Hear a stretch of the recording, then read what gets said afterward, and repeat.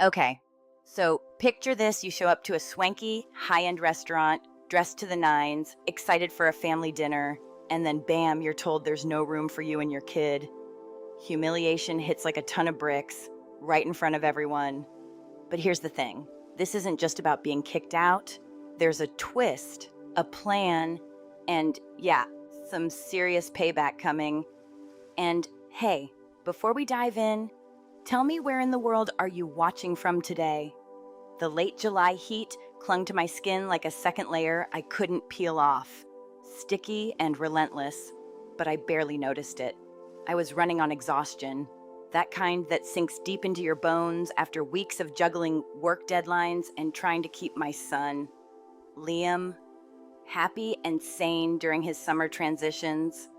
My chest felt heavy with a cocktail of fatigue and hope, the kind of hope that makes your stomach flutter nervously. This dinner was supposed to be a safe space, a little island of family connection after months of feeling like we were drifting on a sea of silence since the divorce. The idea of belonging again, of being included, had me practically vibrating as we pulled up to the Gilded Spoon, its polished oak doors gleaming under the dim amber streetlights.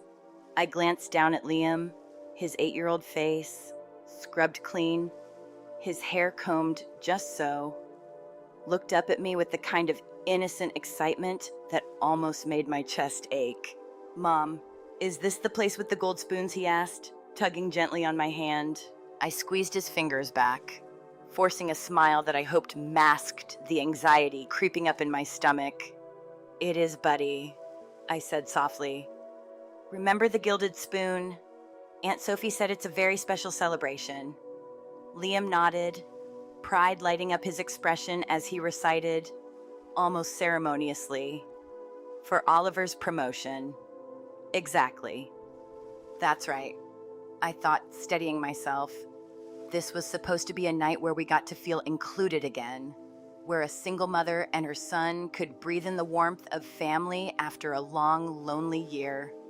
I had nearly cried when Sophie called 3 days ago, voice bubbling with excitement, insisting that Liam and I simply had to come. It felt like an olive branch, like maybe the gaps of neglect were about to be patched, and for a brief, shining moment, the weight of exclusion seemed like it might lift. We stepped out of the cab, the air thick and almost suffocating, yet carrying a sort of heady promise. My heels clicked against the stone pathway as we approached the heavy oak doors, and I couldn't help but take a deep breath. I needed this. We both needed this, after months of barely speaking to any of them, after feeling like invisible guests in our own family. This was supposed to be our moment. Through the glass doors, I spotted them immediately. Sophie, radiant in silk and effortless charm, her blonde hair falling in perfectly styled waves, waving at us with that tight, practiced smile she always wore when she wanted to appear warm but was just out of reach emotionally. Oliver stood beside her, checking his watch, sharp in a navy suit that practically screamed corporate conquest. Their 2 kids, Noah and Emma, sat like miniature adults, tapping away at iPads, entirely oblivious to the emotional landscape around them. "Lydia," Sophie called, her voice bright but lacking any real warmth. No hug, no pull into her orbit, just a hand wave, manicured and precise. My heart stumbled.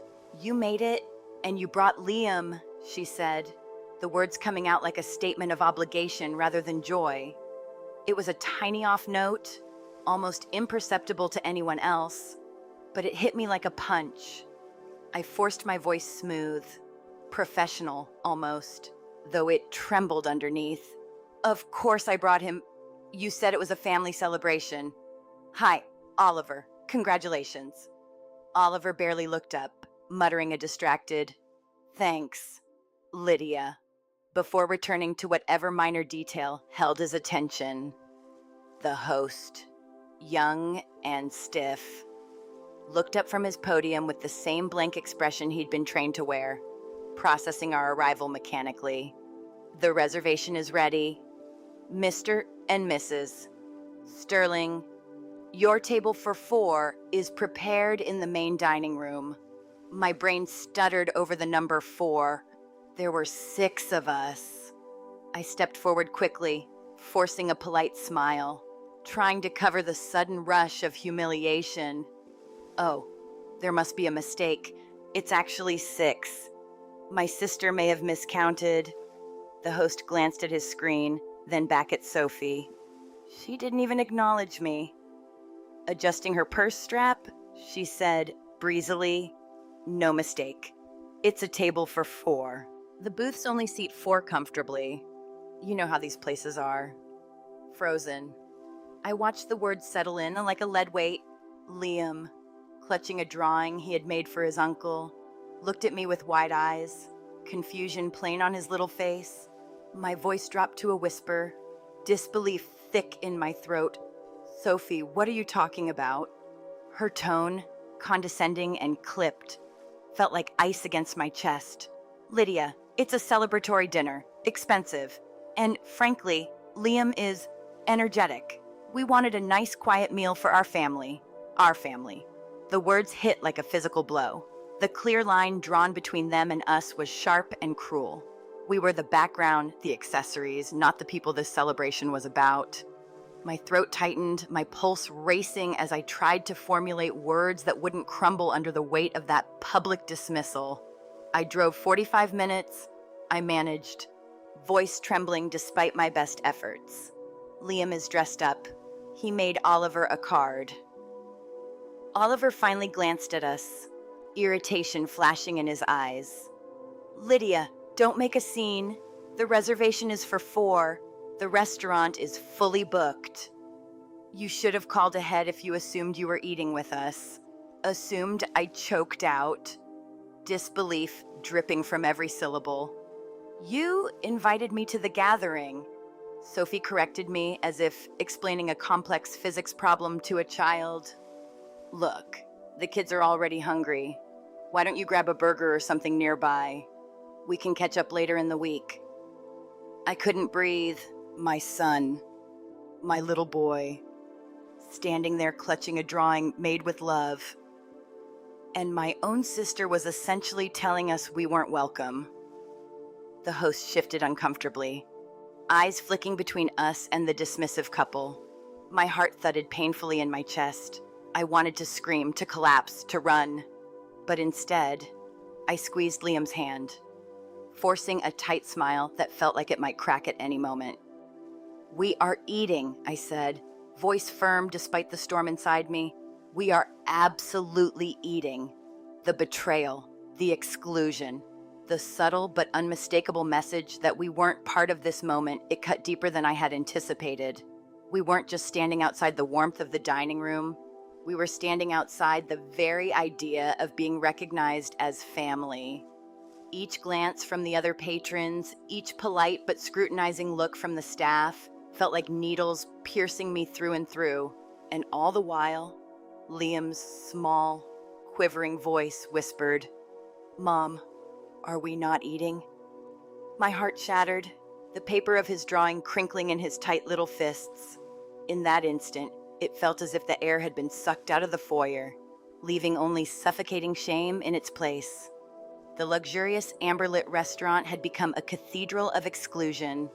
Velvet seats, crystal clinking, the faint smell of truffles, it all blurred into background noise against the sharp sting of being deemed unworthy by your own sister. I had imagined this dinner for weeks, anticipated the small gestures, the warm smiles, the fleeting sense of inclusion.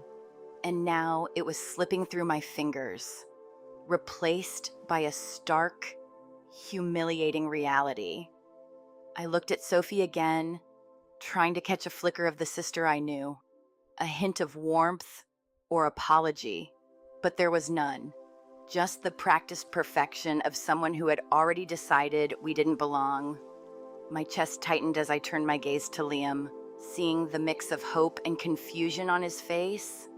He trusted me, and I had to find a way to protect that trust. Even in the face of rejection that stung like fire, every step we had taken toward the restaurant, every conversation about what we'd wear, what we'd bring, had led to this moment. The contrast between expectation and reality was dizzying, and yet, amidst the shock, the humiliation, there was a small, stubborn ember of resolve. This wasn't the end. We weren't invisible. I wouldn't let this night, or my child's dignity, be reduced to a lesson in being small and unseen. Somehow, we would navigate this, even if it meant turning the very tables of exclusion into our advantage. As I stood there, the hum of the restaurant fading into a background murmur, my mind started to rewind through the years, and I couldn't help but feel the sting of it all the way life had handed me these invisible strings while Sophie danced in the spotlight. I remembered tutoring her every night when college algebra threatened her sorority standing, how I stayed up for hours working through problems she never understood alone. I thought about the mornings I drove her to work for months after her first car crash, silently taking on her burdens while she floated through life unscathed. And the subtle, insidious patterns, the time I helped her curate the perfect image when she started dating Oliver, selecting the right books, helping her understand cultural references, shaping her into the polished, poised woman everyone saw today. I was always the practical one, the fixer, the silent architect of her success, and all the while, the invisible sacrifices piled up like a ledger only I could read. But there was more than the emotional labor, more than the constant presence. There was the professional edge. The side of me Sophie never considered. I had built my career carefully, but separate from her orbit, carving out spaces where I had influence, where I knew people and things others only glimpsed in passing. And tonight, that knowledge, that network, that quiet power was my secret weapon. Because as I stood in the foyer, excluded and dismissed, a slow realization crept over me. This wasn't just a rejection. This was an opportunity to turn every sleepless night, every effort, every act of unseen generosity into leverage. I remembered the subtle details of the restaurant we were standing in, the Gilded Spoon, a name that carried the weight of luxury and the hint of ostentation. I had spent months consulting on it behind the scenes during its rebranding, working with floor plans, lighting schemes, and menu design. I knew the quirks of the space, the best vantage points, the table assignments, and more importantly, the key players. I knew Jean-Paul, the general manager, his preferences, his humor, the way he respected professionalism and subtle authority. I knew the chef, Marco, and his insistence on excellence, his pride in every detail. I knew the staff, the rhythm of service, the hidden corners and exclusive spaces most guests never saw. This wasn't just a restaurant. For me, it was familiar territory, a map I had walked over and over, a place where my knowledge counted for something. And suddenly, the anger that had been simmering in my chest shifted into a different kind of energy. It wasn't just anger anymore. It was a strategic clarity.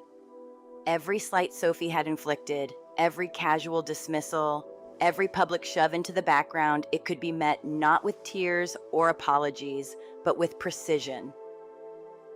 I could navigate this world in a way she never could.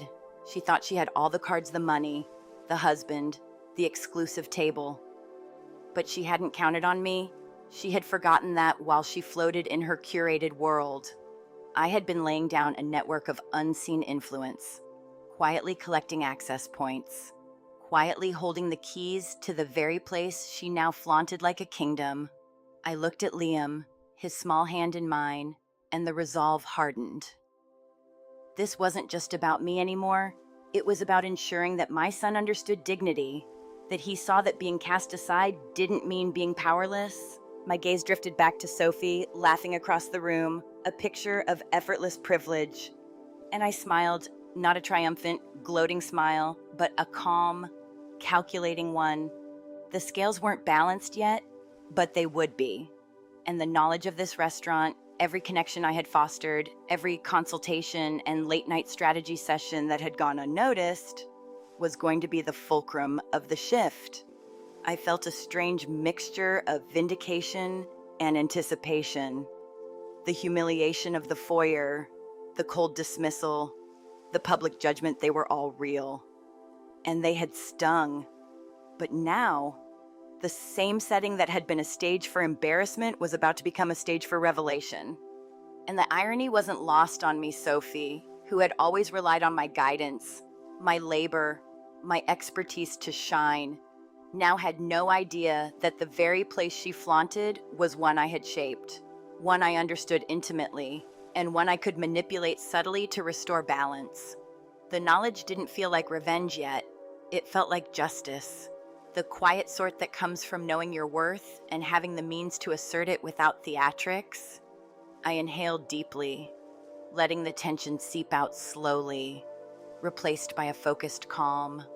I could see the edges of the moment forming, the lines where I would step in, the moves I would make, the leverage I could quietly pull, the years of help, the sacrifices, the silent shaping of Sophie's world. All of it had built a foundation I could now stand upon. And standing there, in the warm hum of the restaurant foyer with Liam looking up at me, I knew that the tables were about to turn. Just not in a way anyone was expecting. I took a steadying breath and straightened my shoulders, feeling a flicker of that familiar boardroom confidence settle over me. The humiliation in the foyer had been sharp, immediate, but it wasn't the end. Not by a long shot. Liam squeezed my hand, eyes wide and uncertain, and I knew I had to flip this for both of us. I leaned slightly toward the young host, who was avoiding my gaze, clearly uncomfortable but bound by protocol. My voice was calm, measured, but carried the weight of someone used to getting results. "Excuse me," I said. "Mr. Dubois, is Jean-Paul here tonight?" The host blinked, confusion flickering across his face. "Mr. Dubois, the general manager." "Yes." I can check. I cut him off gently but firmly. "No.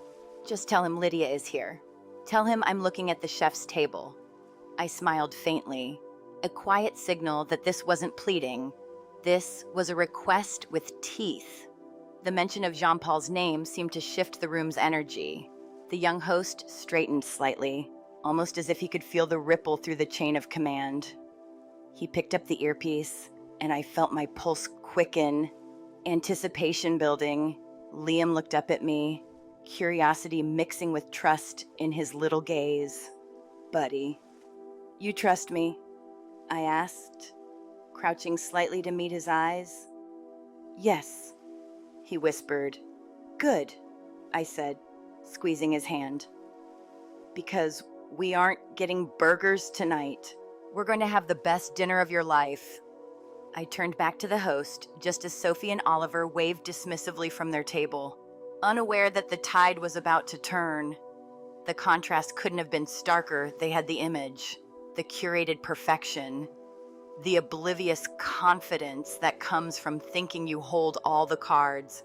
But they didn't. Not tonight. Not in my world. I knew the inside scoop, the network I'd built here through consultations, design work, and late nights perfecting every detail. And now, that knowledge was a weapon I could wield quietly, elegantly, without shouting, without making a scene. A few moments later, Jean-Paul appeared, moving with the grace and authority I remembered from months of planning and working with him. His eyes scanned the room until they locked onto me, and his face broke into a warm, genuine smile that melted some of the ice that had been building in my chest. "Lydia Monadia, you are here, and you did not tell me," he boomed in his thick French accent, embracing us both, including Liam. The young host practically sagged with relief in the background. This was exactly the opening I needed. I laughed, letting the warmth of recognition and shared history wash over the tension. But there was still work to do. "Jean-Paul," I said quietly, leaning in so Sophie wouldn't hear. I have a bit of a situation. My sister just informed me there's no room for us at her table. His eyebrows shot up, and his expression shifted from delight to sharp focus in an instant. He looked toward Sophie's table, saw them laughing and oblivious, and nodded subtly. He knew the stakes. He understood respect. And he understood me. She sent you away, he asked. Low, dangerous, protective of the space I had helped craft. Yes, I said, calm now, precise. But I'm not leaving. I'd like to stay. Not with them, but here, at the chef's table. His smile returned, this time mischievous, conspiratorial. The chef's table is empty tonight. It was held for a critic who canceled. It is yours. Relief and excitement surged through me. The chef's table wasn't just a place to eat. It was a command post, a semicircular, elevated booth facing the open kitchen, private, exclusive, and above the main floor. From there, Liam and I could see everything, every detail, every move, and yes, even Sophie's smug little table from a perfect vantage point. As we were escorted to the chef's table, I felt a shift in energy, a thrilling contrast between our world and theirs. Liam's eyes went wide as he slid into the plush leather booth, practically vibrating with excitement. Mom, this is like a spaceship, he whispered, the awe in his voice making me grin. I laughed softly, letting the moment soak in. It is, isn't it? And tonight, buddy, you can order anything you want. No prices. Just pick what looks good, especially the steak. The waiter brought menus, and I could see the calculations already running through Sophie's head. She thought she had this night under control, that her family image was untouchable, that she had excluded us entirely. She had no idea the ground beneath her feet was about to shift. I tapped into my connections discreetly, sending a quick text to John Paul, who was just across the room. My instructions were clear: suggest the tasting menu with the truffle supplement. Make it an experience that Sophie's table would covet without realizing we were orchestrating it. Moments later, the staff began delivering the Grand Digestation 7 courses, paired wines, and the truffle supplement, a package that would easily double the average monthly rent if fully ordered by unprepared diners. Liam practically squealed as tuna tartare on a crispy rice cake appeared, garnished with caviar. I took a bite, savoring the flavors. Yes, but also savoring the quiet thrill of watching Sophie's assumptions crumble without her realizing why. From our elevated position, we could see them clearly. Every gesture, every sip, every laugh. They were still convinced they were in control, still basking in what they thought was their perfect evening, all the while unknowingly at the mercy of the very person they had dismissed. It was almost poetic. The staff moved with silent precision, bringing course after course, guided by subtle nods and whispers I'd arranged, turning the night into a luxurious ballet that made our exclusion irrelevant. Liam's joy was contagious, and for the first time that evening, I allowed myself to relax, to feel the thrill of flipping a situation that had begun with utter humiliation into one of excitement, exclusivity, and quiet power. We watched the kitchen staff move in synchronized rhythm, the chef acknowledging our presence with a subtle nod, the waiters gliding past, bringing dishes curated by me and served under Jean-Paul's watchful eye. Liam was ecstatic, pointing at every dish as if discovering a new planet. Mom, Wagyu, he exclaimed.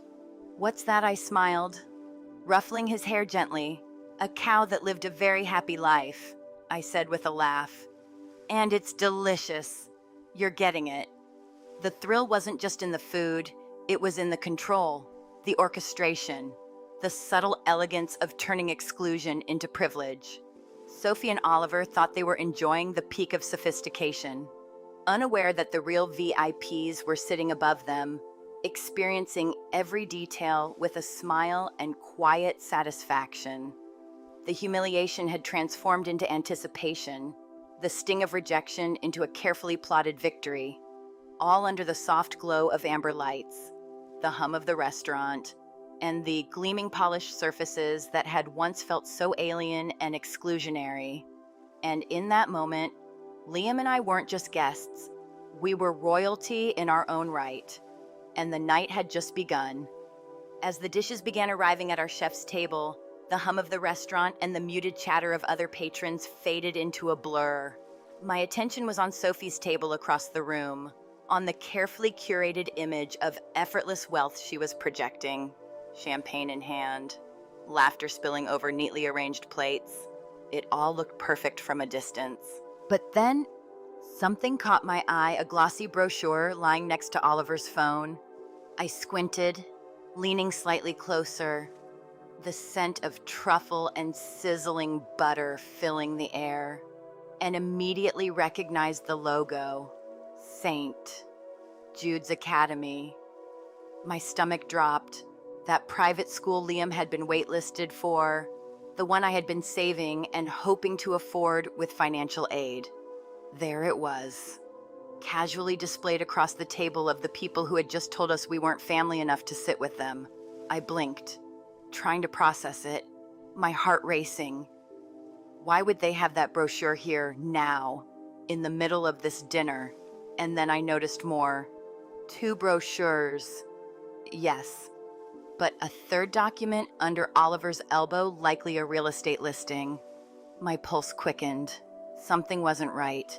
This wasn't just about a fancy meal or a promotion celebration. Something larger was at play. And the unease twisting in my gut told me it had to do with money, our money, Grandma's estate. The pieces began to click, forming a horrifying picture. If Oliver's promotion was legitimate, if he had truly received a raise, this level of spending might make sense. But my instincts, honed over years of work and managing budgets, screamed that something was off. I quickly typed a message to my friend Sarah, who worked in HR at Oliver's company. My fingers hovered over the keys for a second, heart thumping. Then I wrote, "Hey, random question. Did Oliver's promotion come with a massive signing bonus? He's spending like a king tonight." The reply was almost immediate. "Promotion, Lydia. Oliver didn't get promoted. Lateral transfer, same pay, department downsized." Actually, the word slammed into me like a physical blow. My mind raced. Lateral transfer, same salary, no bonus. Yet here they were, ordering wine pairings, truffle supplements, Wagyu upgrades, all on a night supposedly celebrating a non-existent windfall. And Sophie, sweet, oblivious Sophie, texting me earlier, talking about a cheaper brunch, not realizing the scale of the dinner she was indulging in. Something wasn't just off, it was illegal. The money was coming from somewhere it shouldn't. My grandmother's estate, still in probate, was managed by Oliver's firm, and I knew he had insisted on controlling executive decisions, supposedly to save on fees. But what if the fees weren't the issue? What if he was dipping into the estate early, spending money before it was even legally his or hers to touch? I felt my chest tighten, a surge of righteous anger mixing with fear. The betrayal was staggering. The dinner, the exclusion, the curated facade, it all pointed to a calculated plan to access money not yet theirs. Liam's little hand on mine reminded me that this wasn't just about me. This was about protecting what was ours, what was right. I could feel the weight of responsibility settle on my shoulders. I needed proof, and I needed a strategy. I pulled out my phone, pretending to check the menu while scanning the documents again. My mind moved fast, connecting dots. Tuition deposits for St. Jude's. Real estate listings that matched the price range we could expect from their supposed new salary. 7-course tasting menus, premium wines, champagne all lavish beyond the means of a lateral transfer. It was reckless, audacious, and it stank of theft. But I had to stay calm, keep my son engaged, make it look like any other dinner. Liam, blissfully unaware, pointed at a slider the size of a teacup.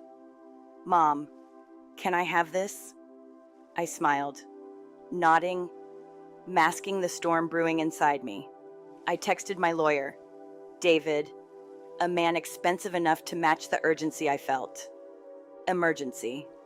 I typed, "I have reason to believe the executive of the Miller estate is misappropriating funds. I need an emergency audit filed first thing Monday morning and the accounts frozen." His reply was rapid, professional. "On a Saturday night, you must be serious."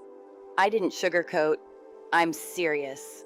Thousands spent tonight on a dinner, a brochure for private school tuition, deposits, exact match to the initial estate disbursement, no promotion, no bonus, suspicious as hell." David got it immediately. Reasonable suspicion, injunction. Monday, don't warn him. I exhaled, the first release of breath in hours, knowing the trap was set, but the night wasn't over. I couldn't leave yet. I needed to see, to confront, to make the stakes clear. Sophie and Oliver were blissfully unaware, their laughter a sharp contrast to the tension tightening my chest. But from our elevated chef's table, I could see every move, every gesture, every nuance. Their confidence was a fragile mask, and I knew the first hint of reality would crack it. I watched Oliver point at a wine list, explaining something with an air of authority, completely unaware that every dollar was being misrepresented.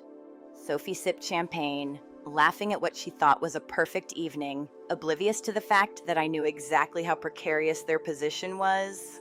Liam was enthralled, leaning into every dish, his excitement pure and untainted. My heart ached with a protective love, but also burned with anticipation. This was our moment to reclaim not just dignity, but clarity, truth, and justice. I started planning my next moves silently, in whispers of thought. First, establish their lies publicly but without hostility, showing the pattern without screaming. Second, ensure witnesses, subtle but present, so the truth couldn't be brushed aside. Third, leverage John Paul and the staff, allies in this silent coup, to orchestrate consequences that were both fair and unavoidable. I could feel the weight of years of invisible labor, the tutoring, the guidance, the professional expertise pressing into my awareness, ready to tip the balance. Sophie had always relied on me to build her world. Now that world was mine to illuminate, to reveal, to correct.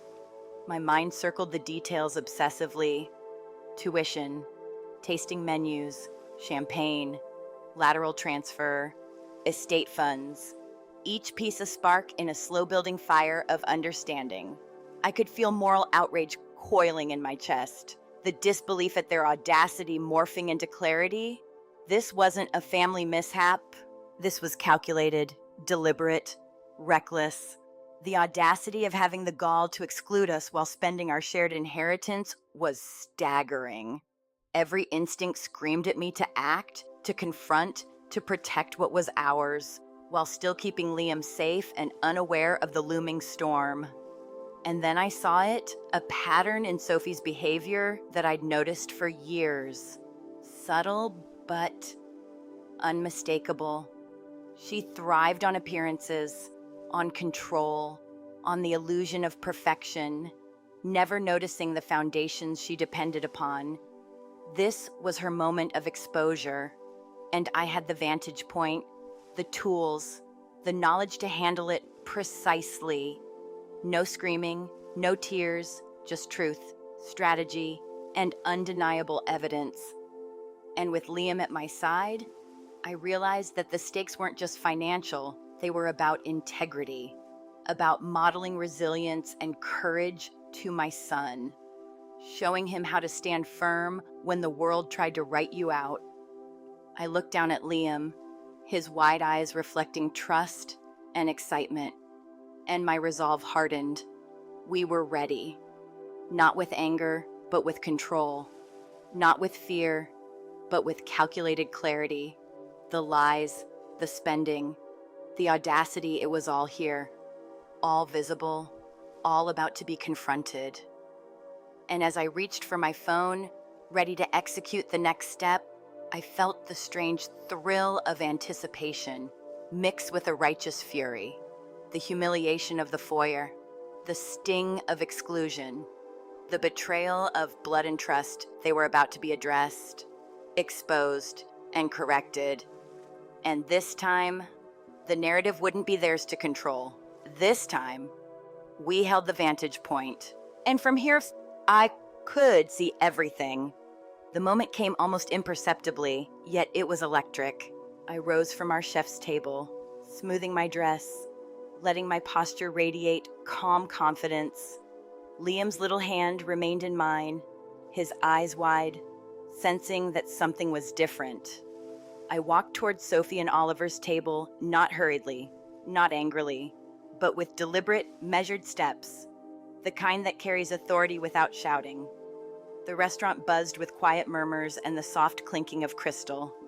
But to me, it was silent. Every patron a distant blur. My pulse was steady, my mind sharp. I knew exactly what I was about to do. Sophie looked up, startled, as I arrived just as their third course was being served. The golden saffron-topped scallops glimmered on the plates, the wine glasses catching the light, a perfect display of sophistication. Her fork clattered slightly against the china, and her eyes widened. "Lydia, what are you doing here? I thought you left," she hissed, leaning in, trying to pull me into her illusion of control. I smiled, calm, almost casual.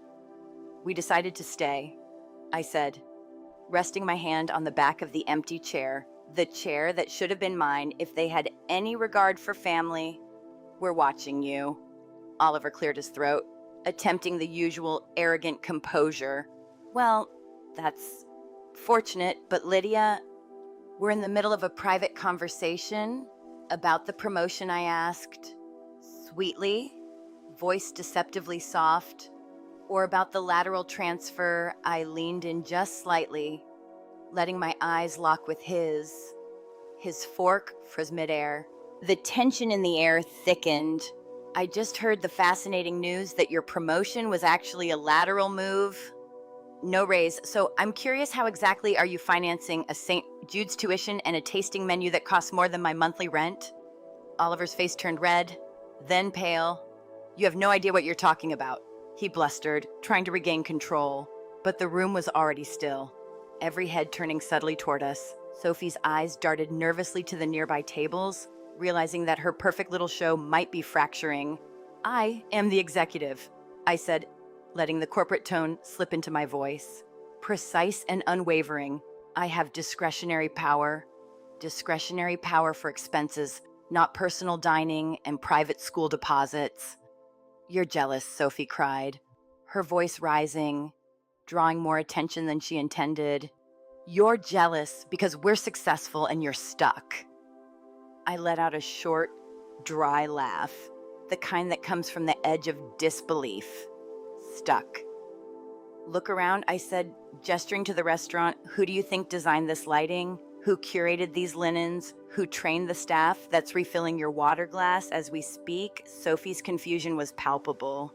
She had never considered that her comfortable world, her carefully constructed evening, rested on the unseen labor of others on me.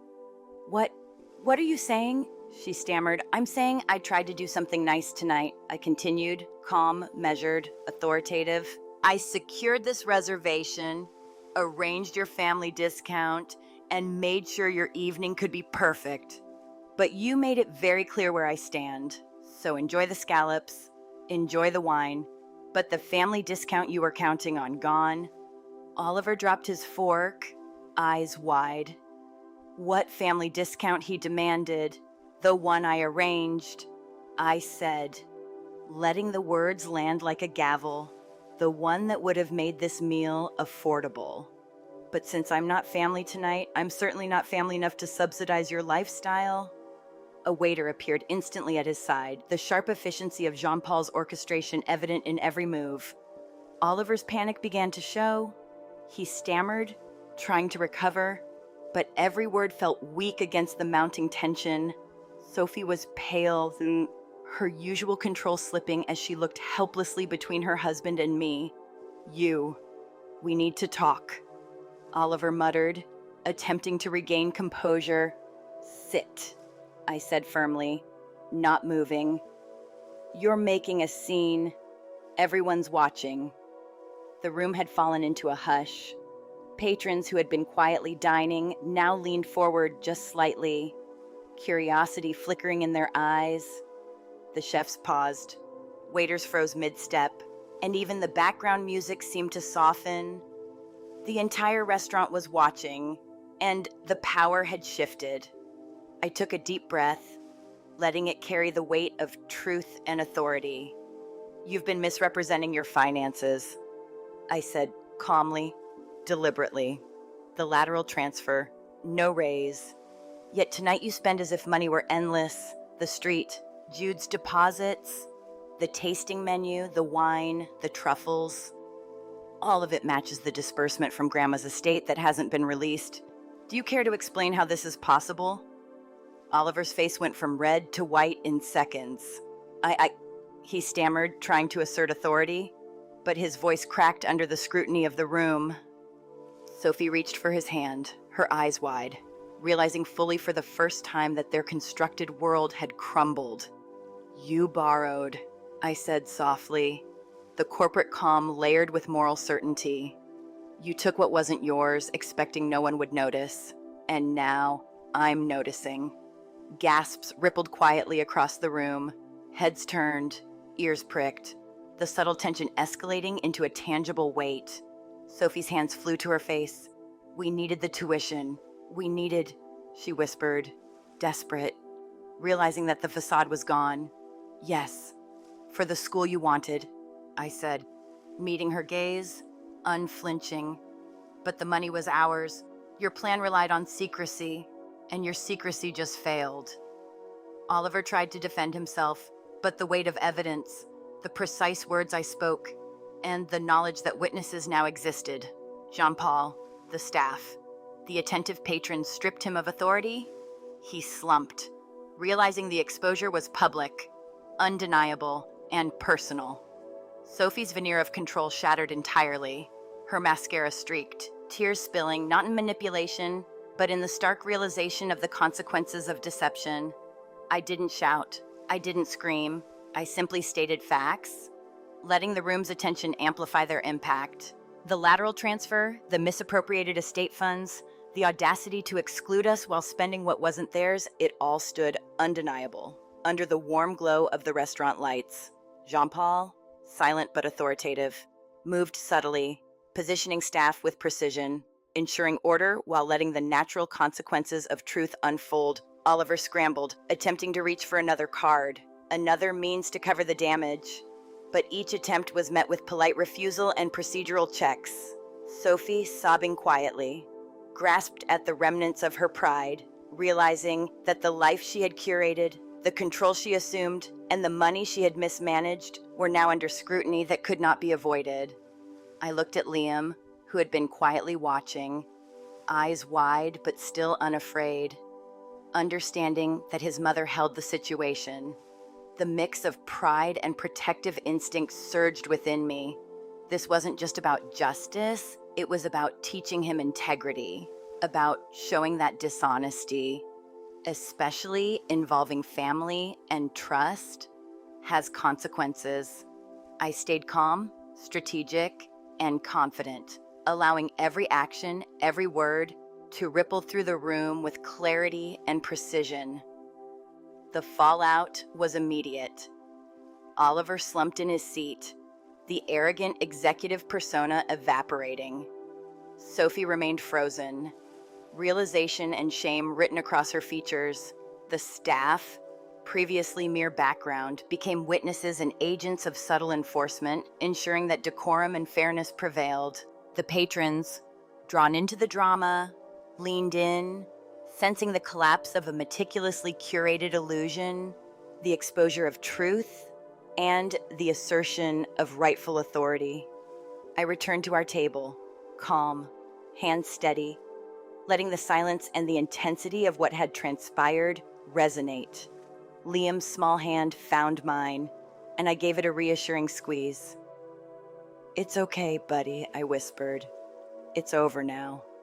We did the right thing. Across the room, Oliver and Sophie were left to face the consequences of their choices, their deception laid bare, their power stripped by the quiet precision of facts, evidence, and authority. I had not yelled, I had not stormed, but the result was undeniable. The chaos was controlled, the truth absolute, and our position, both morally and strategically, unassailable. This was the payoff of years of quiet labor, unseen expertise, and careful preparation. The tables had not just turned, they had been reset entirely, and we were firmly, unshakably in control. The aftermath hit fast, faster than I had dared to imagine in the heat of the confrontation. By Monday morning, my lawyer had the injunction filed, freezing the accounts that Oliver had been recklessly dipping into. Every cent that had been misappropriated from Grandma's estate was now untouchable, secured under the law, and the audit began immediately. It didn't take a forensic accountant to see the holes: tuition deposits, luxury SUV lease payments, credit cards, and, of course, that extravagant dinner at the Gilded Spoon. Oliver had tried to claim he intended to repay it, but intentions don't matter in the eyes of law. What mattered were actions, and the evidence was irrefutable. Within days, the firm handled the fallout internally. The lateral transfer, which had already been a probationary move due to performance issues, became a full-scale termination. They couldn't excuse the reckless misuse of funds or the misrepresentation to family and the estate. And Sophie, caught in the web of lies she had helped weave, had no choice but to leave the carefully curated life she had built around Oliver's image of success. The house they were renting gone, the veneer of affluence cracked and crumbling, their social presence, that carefully maintained illusion of perfection, had evaporated. The perfect Instagram posts, the crafted family dinners, the image of control, it all collapsed, and there was no spinning it back together. I remember sitting in our apartment, Liam beside me, quietly building a Lego castle on the rug. He looked up occasionally, glancing at the window as if checking to see whether the chaos of the outside world would spill in, then returned to his tower. And I felt it, the sweet, calm relief of justice. Not revenge, exactly. Not the bitter kind that eats you from the inside out. This was clean, undeniable. Just every wrong accounted for, every lie exposed, every reckless assumption dismantled by truth. We had not sought to humiliate, only to reveal the facts, and the universe had done the rest. I let myself smile as Liam handed me a block, asking quietly, "Mom, did they get in trouble?" I ruffled his hair and nodded. "Yes, buddy. Big trouble." His face lit up, proud in a way that made my chest ache with love. That's the thing about standing firm in your power. It doesn't just protect you. It protects the ones you love, the people who matter. It was a moment of pure clarity, watching him feel safe and triumphant in a world where so often he had to watch and wait. In the weeks that followed, the formalities of legal proceedings, audits, and account corrections continued, but they were procedural, almost background noise to the sense of victory we carried with us. Every time a report came back from the estate auditors, confirming the misappropriated funds and the steps taken to rectify it, I felt a subtle but profound weight lift from my shoulders. This wasn't just about money. It was about power, about respect, about being seen, acknowledged, and unshakably recognized as someone whose boundaries couldn't be crossed with impunity. I reflected often during this period, and not just on the events themselves, but on the long trajectory that had led me here. The years of unseen labor, the tutoring, the support, the guidance, the professional expertise. It all culminated not in bitterness, but in rightful recognition. The lesson was clear. Integrity and diligence do not go unnoticed forever. And sometimes, the most satisfying victories are the quiet ones, the ones where you maintain your composure while the world slowly catches up to the truth you've been living. Life at home regained its rhythm. Liam and I shared dinners without tension, weekends that felt like hours, and the quiet joy of ordinary life after months of watching and waiting. There was no need to gloat, no urge to rub our triumph in anyone's face. The satisfaction came from the knowledge that fairness had been restored, that recklessness had met consequence, and that we had reclaimed the dignity and agency that Sophie and Oliver had tried to undermine. I remember a crisp October afternoon, a few months after the dust had settled. The doorbell rang, and I checked the camera to see Sophie standing there. She looked different, her highlights grown out, wearing simple clothes, no designer labels, looking tired and older. She held up Liam's old jacket, apologetic and careful, not attempting to cross into our space uninvited. "Hi," she said softly. I nodded, leaning against the doorframe, curious but guarded. She handed over the jacket, mentioning that Mom had found it. It was a simple gesture, unembellished, and I realized that time and consequence had humbled her in ways my confrontation at the restaurant never could. We spoke briefly, honestly, about the dinner, the years of tension, and the choices she had made.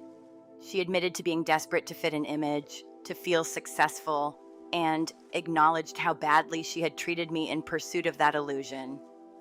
Tears welled in her eyes, but they were real, unmanipulated, and in that moment, I didn't feel the urge to fix her. I didn't need to. The power dynamics had shifted. She was no longer untouchable in her curated perfection. She was human, and so was I. And in that recognition, I felt relief not only for myself, but for Liam, who could now see his aunt as someone imperfect but accountable, rather than an untouchable face-off figure of intimidation. I set boundaries, firm and necessary, letting her know that visits with Liam would come later, only when she had reestablished herself independently. She accepted it quietly, and even laughed a small, real laugh when I pointed out that her new dental office's branding needed help and offered my advice, subtly giving her a tangible way to begin rebuilding her life. That moment, small as it was, felt like a full circle. Justice had been served, lessons learned, and yet there was a pathway forward that didn't require bitterness or lingering resentment. Back in our apartment, Liam continued his Lego construction, blissfully unaware of the legal and emotional chessboard that had been played out over months. "Who was that?" he asked casually. "Stacking another blue block?" "Just Aunt Sophie," I said, smiling as I joined him, placing a piece on the top of his tower. "She'll come back someday. But not today. Today, it's just us. The best team." I looked around our small, warm living room, the space filled with laughter, creativity, and unbought love. Not a mansion, not a VIP booth, not a curated image designed for show. Just us, just the people who mattered, enjoying the quiet triumph of reclaiming our dignity and peace. The heavy oak doors of the Gilded Spoon, the chaos of the confrontation, the audacity of deception, it all belonged to the past now. And as Liam placed the final Lego piece on his tower, grinning up at me, I knew that the victory wasn't just about finances or status. It was about reclaiming agency, teaching integrity, and savoring the calm after the storm. We had won, truly. Not with loud displays or revenge, but with quiet, precise action, moral clarity, and the courage to stand firm. And in that calm, everyday moment, I could finally breathe, knowing that the chaos had passed, that justice had been served, and that life, in its unpretentious, ordinary way, was ours to enjoy. As I watched Liam build his Lego castle, laughter spilling through our cozy apartment, I felt a calm I hadn't known in months. The chaos, the lies, the betrayal, it all belonged to the past. Peace and control were finally ours, and the moment with my son was priceless. Life isn't always about grand gestures. Sometimes it's the quiet victories that matter most. Have you ever had to stand your ground with family? Share your story. I'd love to hear how you handled it.